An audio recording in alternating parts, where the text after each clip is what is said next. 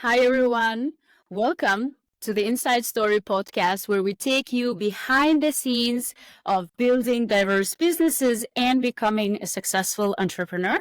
I'm your host, Dursun Halimova, a business coach and facilitator on a mission to help build impactful businesses. And today we are taking a sneak peek at Media65, which is a video production company. And my guest today is Peter Poehle, who is the founder and CEO of Media65. He is a serial entrepreneur as well as media and communications coach. Peter, great to have you on the Inside Story podcast. Welcome. Dursun, thank you very much for having me. It's a pleasure being on the show and happy to answer all the questions that you might have. And of course, also to share some of my experience over my more than 20 years of being independent. So with all the ups and downs that you might imagine. Great. Excited. Can't wait to hear your story. And from what I know from our initial conversation, it's pretty exciting and inspiring story. So let's get at it then, yeah? So to start off, I will read a couple unfinished sentences and I would like you to finish them for me, please. Go ahead. Shoot them at me. Okay. So being an entrepreneur means a lot of excitement, a lot of worries, and a lot of headaches, and a lot of really exciting and great moments. Building an impactful business requires a good vision, a lot of stamina, I would say. It's really the perseverance, also really wanting to do it and not to give up on the last mile. Indeed. Failure is absolutely necessary to learn how to succeed. Then success is a result of? I would not say failure. Success is a result of sometimes being at the right moment, at the right time, and having the right ideas, and especially executing them. Mostly execution. Being fulfilled in life means not only considering that work is the most important in life, but that there are many other things which are around, which are sometimes much more important. Kind of agree with that. Sometimes people tend to forget that. I mean, the more successful they become, sometimes the more they forget that it's not only work, that you have also a life and that you should live your life as well. And that your life is not only composed of yourself, but also of other people around you. Indeed, yeah. So in my coaching, for example, this is one thing that I always emphasize, holistic living. I call it in a way kind of attending to all other areas and all other needs of your life. Obviously, we have more needs than just professional fulfillment, right? But sometimes you tend to forget this as well. So that's sometimes a problem because you're so consumed in your work. And I feel that this is probably a hard thing also to understand for those who have a normal 9-to-5 job. Get their paycheck every end of the month, because when you're independent, everything that you do, everything that you create, everything that you make for your client is kind of like you're a part of yourself and you're proud of it. So it becomes part of your life. And it's not only that you do it just for the living, but you do it because it's a passion of you. And if you don't have a passion, then you're not an entrepreneur at the end. Yeah, no, indeed. Okay, Peter, so let's kick off by sharing briefly who you are, and maybe you could also highlight some of the various businesses you are running at the moment. Absolutely. Well, I started my first company, Media65, which is still my present company as well. So it's a long time standing company already. Back then in 2001. So it was quite an easy decision for me because I was working already as a freelancer with different clients during my studies. And when I finally got my diploma in my pocket, so I have a background, by the way, as Master of Computer Science, but specialized in multimedia computer science. So kind of the cool kind of computer science, I would say. IT guys will hate me for doing that, for saying that. But then I had already my clients, and it was a pretty simple decision for me to say, hey, let's give it a try. Let's start and let's create my company, because you have everything you need. You have the skills, you have the knowledge. That's what I thought at this time. You have the clients, which was pretty true, actually. And then welcome to the reality. So it became much more difficult, of course, than it looked like. But nevertheless, don't regret that I did it. Well, sometimes I should have maybe probably done a couple of years in a company just to learn how really in a company it works. But well, it was my choice. Then at the beginning, we were really specialized on everything, which was internet solutions, website, but also specialized internet development, content management systems, customer relationship management systems, all these things. And then actually in 2003, so roughly 3 years after the creation of Media65, we started also producing professional videos, and this mostly institutional films, but also corporate films. And that became more and more important over the course of the years, and is actually today, next to the whole coaching and consulting aspects, the main activity of Media65. Then in 2010, my employees and I, we decided actually that it would be not enough only to do Media65.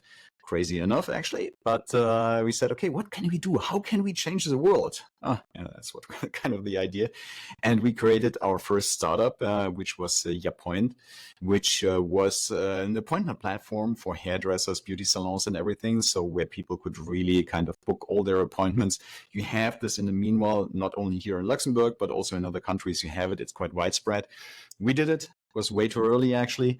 So in 2012, we moved on, and one of my co-founders and I, we evaluated the market, looked what we can do, and in 2014 we created the next project, which was Sponsor My Event, which is a marketplace for event sponsorships. So basically it brings together event organizers with companies who are willing to get the visibility through the event sponsorship. And that became quite a nice success, spreading after 2-3 years almost organically to the US market, grouping well over 70,000 event organizers on the platform, and really an exciting journey until, of course, the pandemic came and everything changed completely. Then during the pandemic, we said, okay, what we're going to do?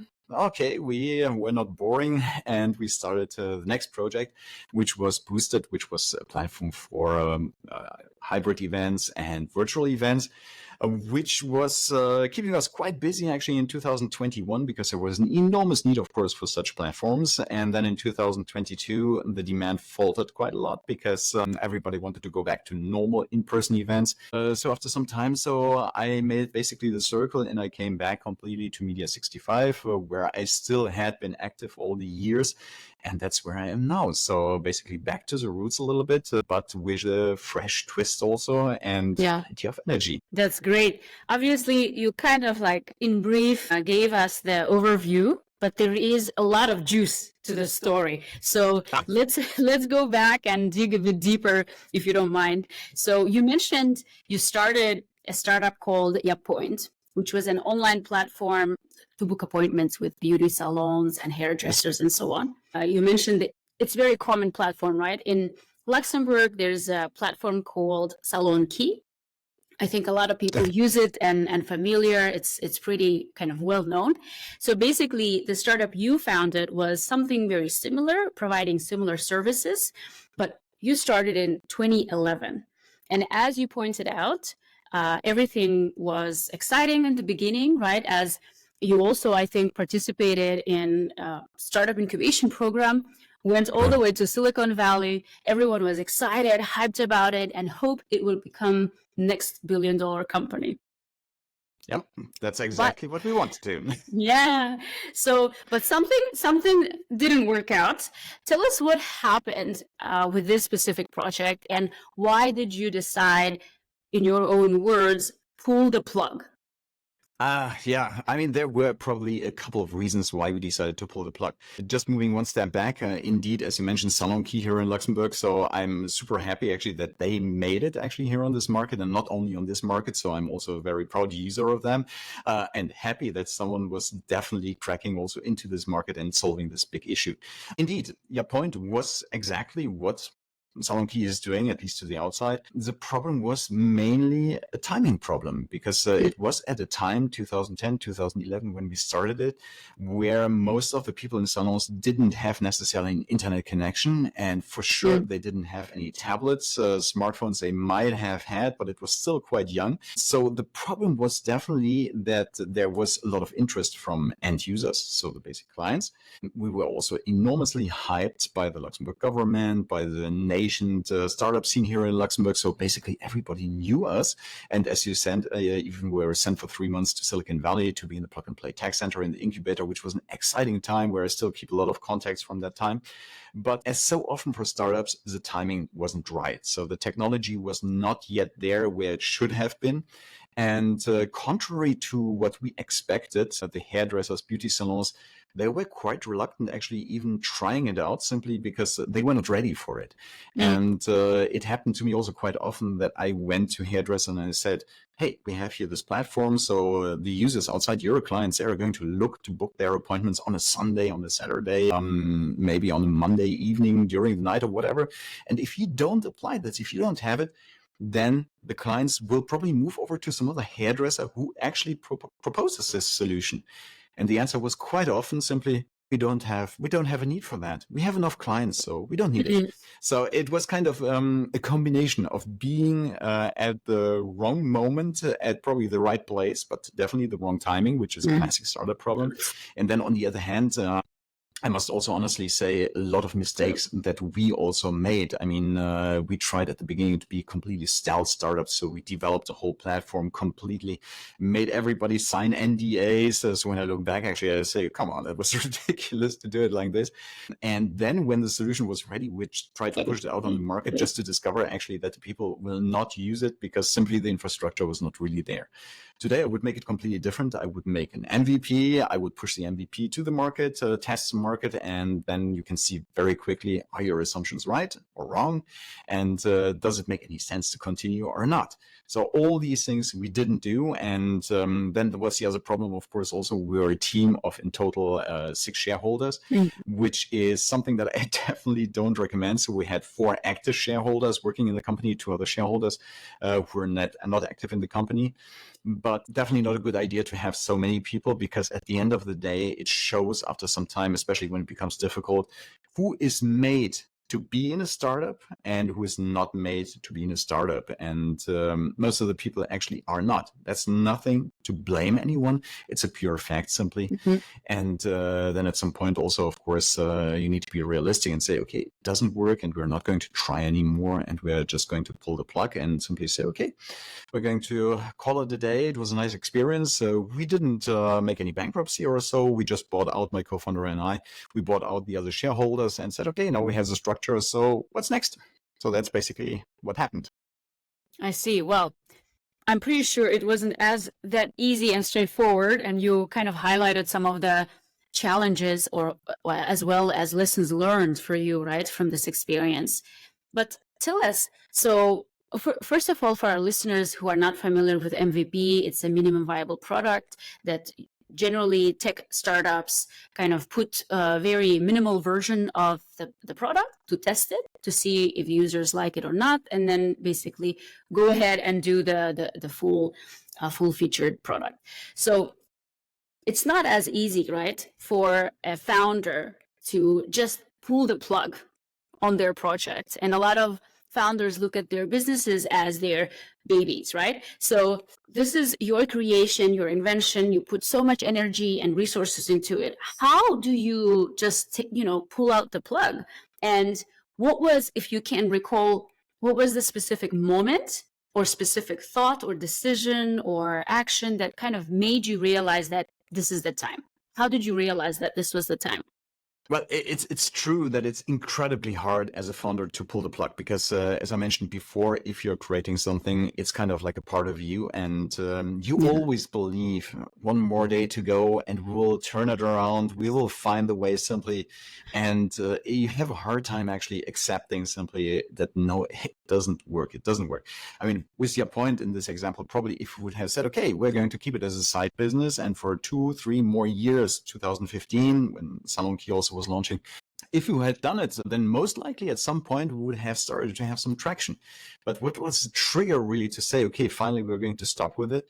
Well, at the end of the day, it's if you look at your banking account and you realize there is not enough money coming in and you need to have money actually to survive. Eventually, if you have a family, then at some point you need to be very realistic and you need to keep a very thorough eye on your cash flow. And if you constantly realize that your cash flow is negative and you start burning money and you put yourself in a certain risk, then definitely you realize it's time to pull the plug and to move on and to do something else, because otherwise you are just ridiculously crazy, to be honest.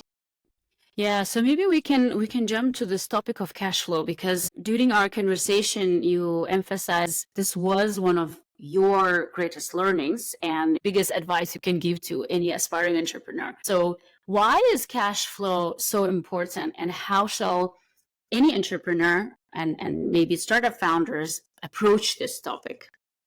Well, cash is the lifeblood, of course, of any company. So if you don't have cash, I think I don't tell anything new here. But if you have no more cash, then you cannot pay any invoices, and you're simply completely stripped away from all possibility to operate as a company.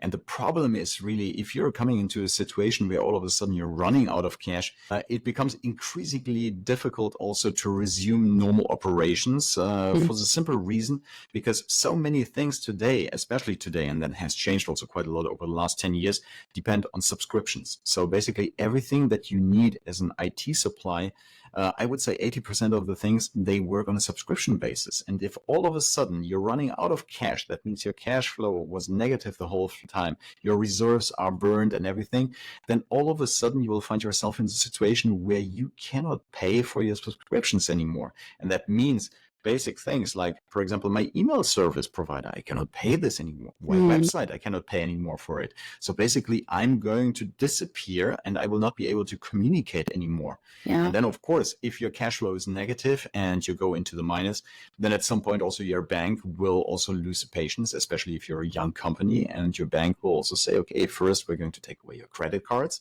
And if you don't have any credit card, for example, anymore, then how do you want in the world today, like today, how do you want to pay for the subscriptions that you actually need? Even if you would get some money, but if you physically don't have a credit card anymore because your bank was pulling the plug, then you are in a very dangerous situation. And that's why I emphasize so much that really every entrepreneur should have a constant look on the cash flow. And that means, again, also not being with a head in the clouds, but you need to be quite realistic. And I must honestly say, my wife, she was always much more realistic financially than me. I tend to be also kind of a little bit like this hoping for the best guy. But I learned over the years also to be realistic and say, okay, a project which is not signed, a project which is not confirmed, and you can put it in your cash flow as maybe, but you will not put it in your cash flow as this is confirmed and the payment will arrive probably then and then. And plus also, especially with IT project, but also other ones, they tend to always take much longer, and you need double or sometimes triple the time until you can be sure that clients are paying. And that's kind of a trap also, because if you're issuing your invoice, nobody guarantees you that the client is going to pay within 15, 20, 30 days or so. It happened to me over many, many years. It happened so often that I was sure the client would pay, and then 2 months later, you still are sitting there and your hands are quite tight, actually, because it's very difficult to force a client to pay the invoice, and they can drag it quite long. And that's a very dangerous also situation. So that means, long story short, cash flow is indeed king, and you need to have your documents ready. You need to have your accountancy software. You need to have a clear overview over how is your cash flow, what is going to happen over the next months. Only then you can run your company in a very healthy way as well. Yeah, no, thank you so much for elaborating on that. I think it's so essential, and yet it's very difficult to do, especially for optimists and passionate entrepreneurs who believe in their project and they just want to find, means to continue, even if it means, like not paying for themselves or going into debt. Let's look at the second company that you started. You briefly mentioned Boost.com, which you started during the pandemic. Providing modular solutions to hybrid and virtual events. And from what I know, it was very successful, as you mentioned, right? In the beginning, it was very successful. But what happened later, and why did you decide to pull the plug yet on another company? Well, let's say it like this. It was successful because there was a huge need for it. And really kudos also from a technical aspect to my co-founder and CTO. He was developing a system which was rivaling very big systems. And I still don't know how he did it, doing it all by himself. But it was a platform which had very interesting features. It was, I would not say revolutionary, but it was something that was really adapted to the market. And from this perspective, I must say I'm extremely proud. Now, of course, they were were a couple of problems. On one hand, as we were really a small team with one developer actually working on it, because it was not meant to be kind of a big project also at the beginning, you always are facing also technical issues. And as you can imagine, a live streaming software is not something which should fail during the live stream. So it took us quite a while actually to straighten out the first bugs and everything, so that we had kind of a reliable streaming. A couple of reasons actually why, after the first nice successes, actually we decided also to pull the plug of it, was on one hand, indeed, technical issues. I mean, it's sometimes really difficult to make this running, and to make it so fail-safe that you know it will work under any circumstances. And that's also why the Zooms of this world, why they're successful. But on the other hand, it was also, again, a timing thing. I mean, as I mentioned, at some point in 2022, people wanted to go back to normal events, in-person events. And the demand simply was not there anymore. And there were big companies really, who had been enormously funded, who literally just gave up simply because their clients were running away. And we, as a very small company, of course, we couldn't stand a chance, and simply it didn't work anymore. And as such, we said, okay, now we're going to simply cancel it as well, and just simply stopped operating. I mean, it was also, as I said, a couple of technical issues that we had, where we had it used with bigger clients, and there was especially one bigger client who, at the end of the day, canceled the contract, the subscription, unfortunately. And that was kind of a bitter experience, because it was not even the problem that we had technical issues with them. So there were some minor technical issues that we had resolved. But the problem was more that they worked also with partner companies during the events to film the events and operate Boosted. And despite that, we gave very clear guidelines, what kind of browser to use, what kind of hardware eventually to use, and how to operate Boosted. These external companies, on 2 occasions, clearly, they absolutely, completely neglected all the guidelines that we gave them, which resulted actually in the fact that the 2 bigger hybrid events completely failed on our solution. And not even because of my fault or our fault, but simply because they used not Chrome as a browser. They tested Boosted 10 minutes before going live, realized that it didn't work. On a second occasion, they didn't give actually to the browser the right permissions to access a webcam, which was required in this case. So it was things where you say, in hindsight, you say, oh, goodness sake, yeah, okay, they should have done it. But you are kind of powerless as a company if people who are working with your client don't respect your guidelines. And that, at the end of the day, contributed to the fact that we said, it doesn't work. Come on, let's call it a day again. And together with a faltering market and everything, it was a good decision at the end of the day to do it. But still, I'm extremely proud of what we had created. And quite often when I host some virtual events or so, I miss our own solution, to be honest, because it was good.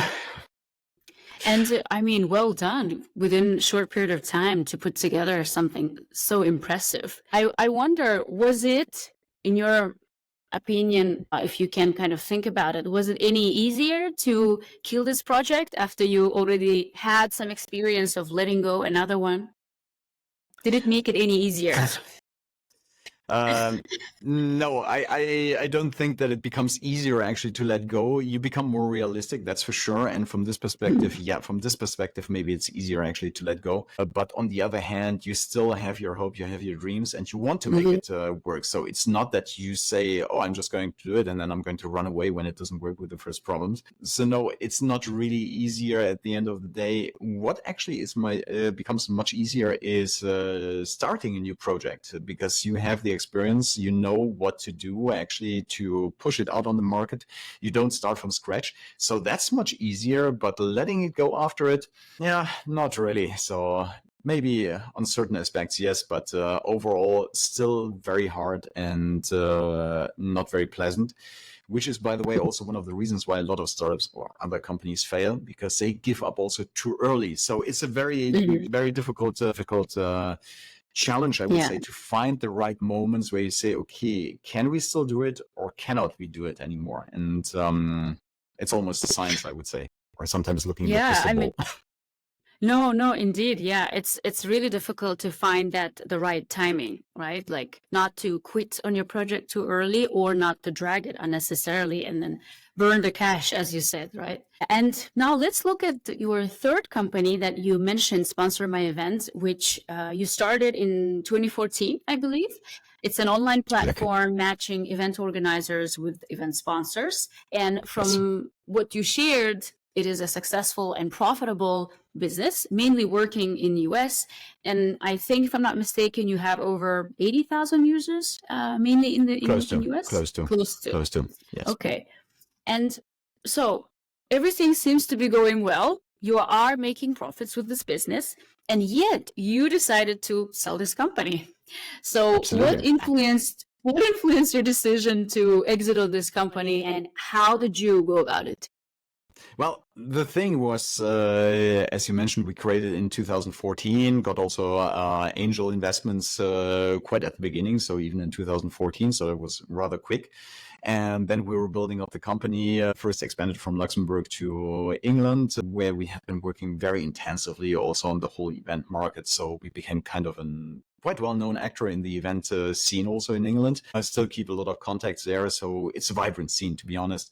And then as in 2016, 17, this kind of magic unfolded where all of a sudden we saw more and more people signing up from the US, which is kind of the dream of every European startup, I would say. Yeah. We said, that's developing the right direction. And well, then kind of we made a couple of mistakes, I would say. On one hand, we were growing quite fast also. But on the other hand, we neglected that we should go more vertical. That means instead of spreading really all across the whole US, we should have said right from the beginning, wait a second, we're going to limit this artificially to certain cities and just work on the cities, bringing in enough events, bringing enough sponsors to solve the chicken and egg problem that obviously a marketplace always has. And so we were kind of working.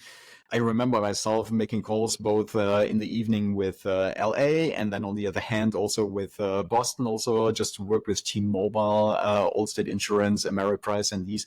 So it was an exciting time. So I really loved this. Actually, was quite often, of course, also in the US. It was absolutely exciting. And then, of course, I was just working on two big events, one in Seattle and another one in Hawaii, where two big American insurances wanted actually to go in. And it was beginning of 2020 in March. And then all of a sudden, everything was just like crumbling. The whole event market was literally dead from that moment on. And of course, also the sponsorship market. So that was kind of something where it killed literally, first of all, Sponsor My Event. But we didn't have now so much running costs. So in this case, we said, okay, let's keep it running. I mean, the pandemic at some point will also go away. So we kept it running and still kept on making also a little bit money, because still during the pandemic, also virtual events, etc., they also needed sponsorship. So it was not that it was completely dead, but still. And then, as mentioned, of course, we had Boosted, and that consumed quite a lot of energy. And we thought that actually this could become even bigger than Sponsor My Event. So we focused more on that. And then in 2022, 2023 especially, we decided to call it a day also. And then it was simply the point that we lacked a little bit the energy of saying, now I'm going to go back to Sponsor My Event and I'm going to take this and I'm going to bring it to the next level. It resumed very nicely the operations, actually. So it's not that we are at the same level as we have been before the pandemic, with way over 35,000 visits on the website. So today we have roughly something like 15,000 visits on the website, which is pretty decent, I would say. We generate our money. It works basically on autopilot. But to be really honest, just getting back and simply saying, I have now this energy and I'm going to do everything possible again now to make it work again. Well, it works, but to make it even bigger, etc. At some point, you're exhausted also, to be honest. And then you say, okay, shall I do it really again? So, well, then my co-founder and I, we said, okay, let's better try to sell it.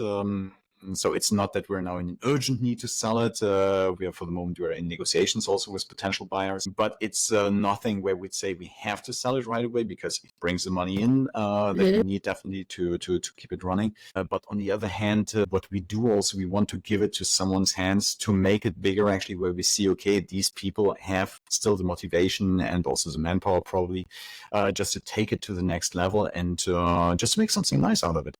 So that's kind of the reason why we decided to say, okay, let's do it and focus on the things that we're doing right now. Indeed. That's also, I think, another maybe difficult decision to make, right? Because after having invested so much of your resources into it, as well as raised external capital, you feel like you have to now make it work, especially that this company is actually profitable, as you say, right? So Yes. it is in a way difficult to let it go, but it's nice that you are taking the approach of, giving it to someone who can actually maximize the full potential out of this initiative. You have two lessons learned, two successful companies, and most of your projects you actually bootstrapped, meaning you used you relied on your own resources, financial resources. And for Sponsor My Event, you raised angel investments, and as you mentioned. So maybe if you could briefly tell us what were the ups and downs or benefits and disadvantages of having external funding versus relying on your own financial resources? Well, for sure, if you have some investors who are putting money in your company, it feels really good, because it's a question of trust and validation also of your idea, because investors typically don't invest if the idea is crappy, or they have the feeling that the execution of the idea is crappy. Sometimes they're also completely wrong. So don't believe that angel investors or VCs, even, that they're gods who are absolutely right with everything they are doing. No. If you look around, simply so many times they invest in companies also where I would say like, oh God, how can they? Seriously. Yeah. But nevertheless, the feeling actually is, of course, as I said, it's good. It gives you, of course, a certain runway also, where you say, okay, now for the next few months, we don't need to think about money, because we have money and we can focus really on the product development, and especially also the business development, to put the product on the market without having to run after each and every penny and still worrying every single day, do we have anything to eat for the next day or not? So that gives a certain comfort that you might want to enjoy. But on the other hand, also working with investors comes also with a lot of responsibility, because investors, they want to see eventually at some point money. I mean, they know, of course, that 9 out of 10 startups, they fail. But nevertheless, at some point, they want to see, does it work? Doesn't it work? And I believe that with certain investors, you might have very uncomfortable discussions if they see that it doesn't go into the right direction. And depending on how many shares they own also, it can happen also quite quickly that the initial founders, that they will be ousted quite quickly and replaced by other people who are just maybe more growth oriented, more experienced, more skilled. Yeah.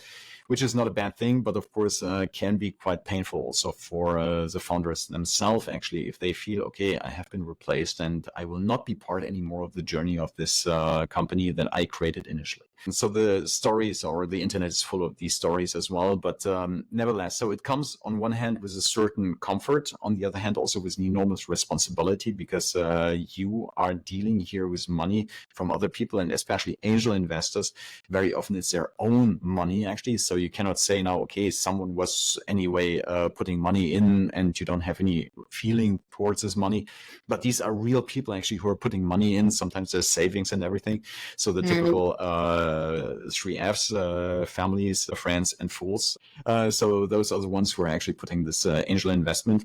And from this perspective, it's a lot of responsibility, and something that you need to, of course, keep in mind also at any moment. Then, on the other hand, if you're bootstrapping everything, then for sure you have always the problem that you need to run after the money, and you cannot fully focus eventually on the project that you're doing unless you have a lot of deep pockets and a lot of reserves behind your back. But you need to constantly make sure that money comes in so that you have something to eat, and this can be distracting actually from the real project on one hand. On the other hand, you will not grow as quick as you could with having actually some investments, because you need to turn every single penny, every single cent that you have, you need to turn it, and you need to say, can we invest it? Cannot we invest it? Instead of eventually saying, now I'm going to build right from scratch. I'm going to build a team out of 5, 6 people. I'm going to have content producers. I'm going to have business developers. I'm going to have people who are doing social media marketing, etc., or additional development.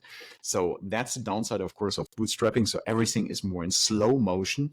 But here again, it depends also where you want to go. If you want to have explosive growth and you want to push a product really quickly into the market, then you basically don't have any other possibility rather than having investments. Exactly. If you want to build a company which is a kind of a sustainable company where you say, I'm going to have 10, 15 employees eventually, and I'm going to make some good money with it, then I would clearly say, don't raise any money, because you will still be steering the ship yourself. And that's something which is very important as well. Yes, and I think, it's just so like sexy to raise, external capital and also try to become a next unicorn. But I think there is so much potential in you just building a smaller company, not necessarily going big. And I think there is a lot of potential in just bootstrapping, and there are successful cases of people just relying on their resources, and then if the product is really good or the service and there is an actual need, you can quickly start generating income just from sales. Yes, Absolutely. indeed. I mean, think what I would recommend kind of is raising money not too early on in the journey, but if you first bootstrap and you see that you create this MVP, this minimum viable project, and you see that it really works on the market, then it's much easier also later on to raise some money. But first, really going through this death valley and being able to do it by yourself is a very healthy experience, very clearly. Indeed. And plus, you get better terms for investment if you wait and manage to prove some traction. And yeah. Exactly. Okay, Peter, we're reaching the end of our conversation, unfortunately. Let me ask you the following. Based on what you have discussed and shared, what is one thing you want our audience to take home? If you want to become an entrepreneur, you really need to ask yourself the question, probably not only 10 times, but 100 times if you really want to do it, because I'm playing a little bit the devil's advocate here, but really being sure that you want to do it is something which is absolutely crucial. And you should not only ask this question to yourself, but you should also ask this question to your friends, to your family, to all those around who will have to support you, because there is no beating around the bush. If you want to create your own company, you need a lot of support. You need people to speak with, and you need to have people with a lot of patience as well. And then you need to be willing also to sacrifice quite a lot of things. So you might, for several years, you might not earn as much as you would have earned maybe being in a normal regular job. You might not have certain advantages that you might have in a normal regular job, like, for example, a company car or normal holidays, for example. So all these things you need to ask yourself really beforehand if you want to really do it. And then eventually also you should evaluate whether it's not an idea eventually to have a hybrid approach. Just instead of just completely jumping into the cold water, it's always a possibility also to say, I'm going to keep a part-time job, which is going to pay the bills.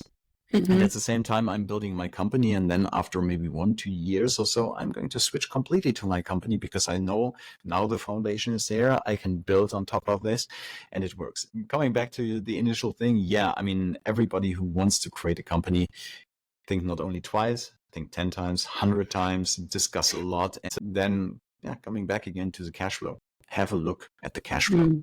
It will kill you otherwise. No question. Indeed. But as a coach who works with aspiring entrepreneurs, I agree. I think you have to think, but you have to take action as well. Sometimes I think, and that's the I think kind of one thing that differentiates entrepreneurs and non-entrepreneurs is taking the leap of faith and taking the risk and risking everything at times if it requires, but hopefully not. But yeah, taking the leap of faith and actually pursuing your passion and see where it leads you. Because I think regardless, it's a beautiful and fulfilling journey. Hopefully you end up succeeding, but even if not, I think there's so much you can learn and experience through the journey. And as long as you're realistic enough to know when is a point or when is a moment there where you say, okay, I cannot do it anymore. As long as you're realistic about that, then it's an absolutely satisfying journey. And I would not want to do anything else, to be honest. I mean, I'm an entrepreneur with my heart. I love doing it with all the ups and downsides.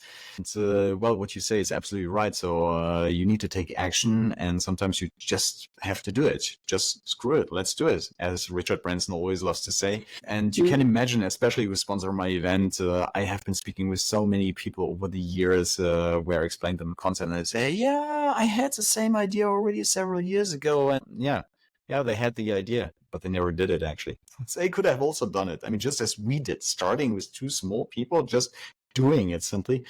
But Exactly. having the idea itself is not enough. The execution is what really counts. No, I couldn't agree more. There is no shortage of good ideas, I think. There's so many ideas out there. It's just what lacks is the execution and then persistence and commitment. All right, Peter, thank you so much. I really enjoyed our wide-ranging conversation. It was quite informative as well as inspiring to me. I hope our listeners will find it as well inspiring. Your journey illustrates how challenging and yet how fulfilling the experience is, and just developing the skills and resilience to persevere and take the leap of faith and try to know yourself and when is the right time to pull the plug. So I really appreciate the time you took to share your story on the Inside Story podcast. Thank you so much. Thank you very much, Dursun, for having me. It was really a pleasure, and I hope that quite some people also will take some really added value of what I have said, of my experience, and happy also, to be again on the show if there is anything new also. Thank you very much. Would love that. Yeah. And maybe finally, if our listeners would like to connect or follow you, where can they reach out? Well, I'm a huge fan of LinkedIn, to be honest. So you find me quite easily on LinkedIn, where I'm quite active as well. So you can connect with me. So I'm quite open also to accept new connections, as long as it's not spammy on one hand. On the other hand, of course, you might find me on our website, media65.lu or media65.com if you prefer. And you can, of course, also send me an email, very simple, peter@media65.lu. And usually I answer also the emails. And for the rest, as I said, LinkedIn, Instagram. Perfect. Website. You will find me. I'm not invisible. Great. Thank you so much again, Peter, and best of luck with your future endeavors. And I hope to have you back on the Inside Story podcast. Thank you very much. It was a pleasure.